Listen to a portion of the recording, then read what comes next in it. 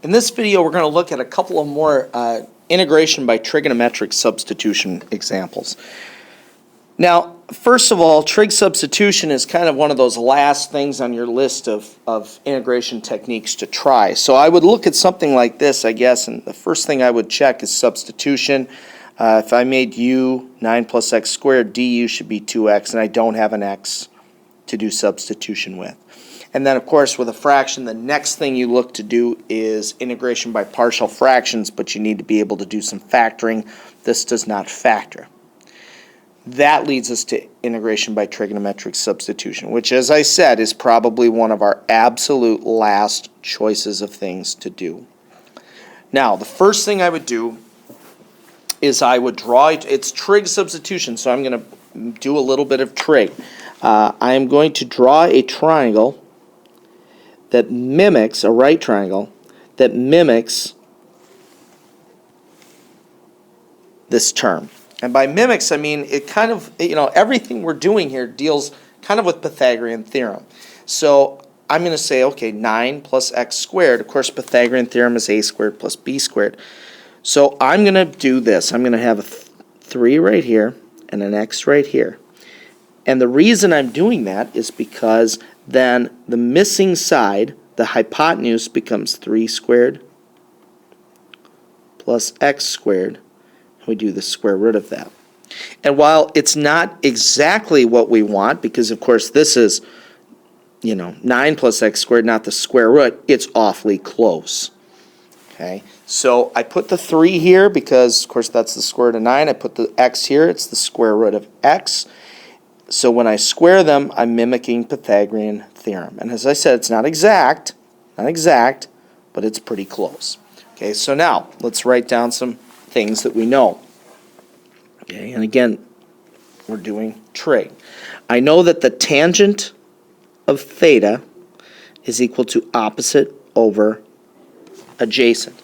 If you're wondering why I chose to put the x opposite and the 3 adjacent, the reason is really evident right here. When I solve for x, which is my next step, I'm going to say x is equal to, I don't want to have some weird fraction there. I just want to be able to multiply both sides by 3 and be done. Okay, so this is why I chose to put the x as the opposite. And that just comes with experience. I would usually start with that whenever possible. I would make x my opposite. Okay, so the derivative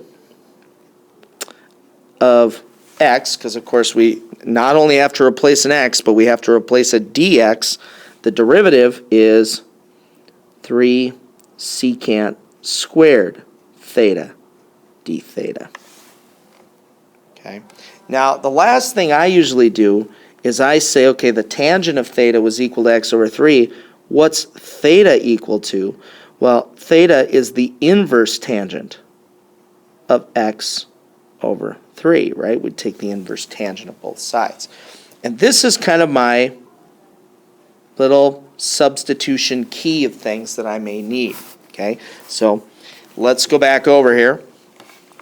This integral, if I replace everything, it's going to be 1 over 9 plus, now I said x was 3 tangent, so it's 3 tangent theta squared times dx, but dx is 3 secant squared theta d theta. Okay, so I replaced the x and I replaced dx. Well, let's do a little bit of algebra cleanup here. I'm going to bring the 3 secant squared theta just up to the numerator. This becomes 9 plus 9 tangent squared, and the d theta is over here, right, when we square it. I'm going to factor a 9 out of the denominator. So I'm going to have 3 secant squared theta over 1 plus, I forgot the 9. The 9's right there. Let me rewrite it a little bit, maybe clean it up. 1 plus tangent squared theta. Now, one of the trig identities that maybe you remember, maybe you don't, is that 1 plus tangent squared is secant squared. Well, we got it right here, 1 plus tangent squared. So let me zip my constants out front. 3/9 of course becomes 1/3. And I end up with secant squared over secant squared, which is 1. So the integral of 1 d theta. Well, the integral of 1 is theta, so 1/3 theta plus c. Well, if I started with x's, I should end with x's, so this is where we go back up. We say, oh, theta is the inverse tangent of x over 3. So I write that, I say 1/3 the inverse tangent of x over 3 plus c. And this is my integral. Now this example doesn't look that terribly different than the one we just did. And certainly you could right away maybe think, I'm going to pull that 4 out front, just like that, so it's just 1 on top. I think that'd be a smart move. Now, because it's trig substitution, we're still looking to, well, I should point out why it is. Okay, it's always important to check. Substitution's not going to work because we'd have an 18x. We don't have an x. It's not factorable, so partial fractions won't work. So we go to trig substitution.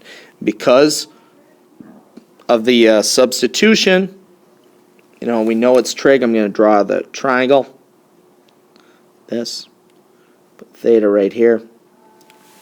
Now we're trying to, again, mimic Pythagorean theorem. Since we are adding, since it's plus, this is going to be my hypotenuse. Okay, you're kind of looking to mimic, and because it's addition, you know that this is finding the hypotenuse. If it were subtraction, you knew it would be finding one of the legs, and you'd have the hypotenuse, but that's not the case here. So I'm going to put a 2 right here, and I'm going to put a 3x right here.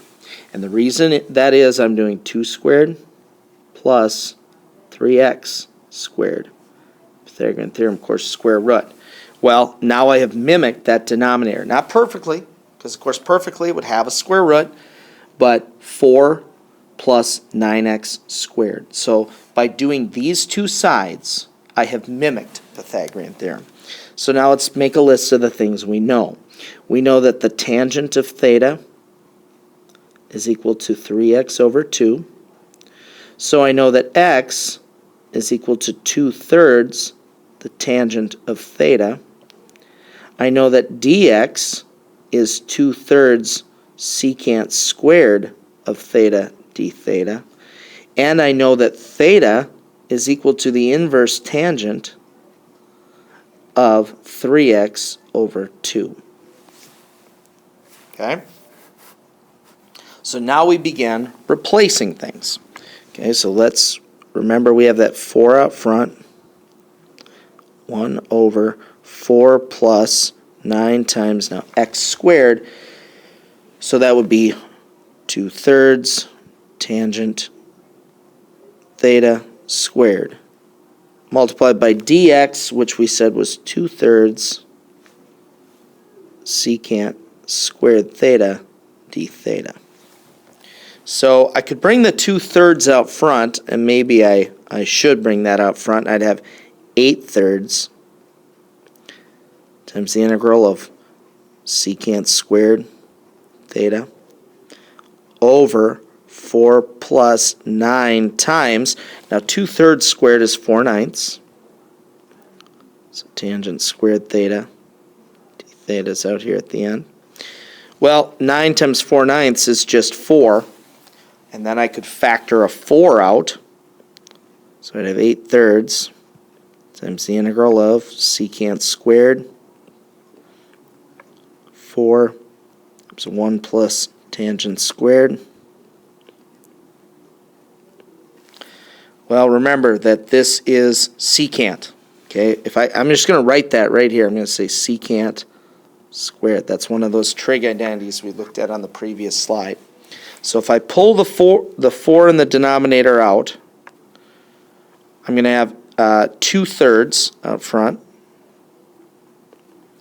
times the integral. Secant squared over secant squared is 1. Antiderivative of 1 is theta.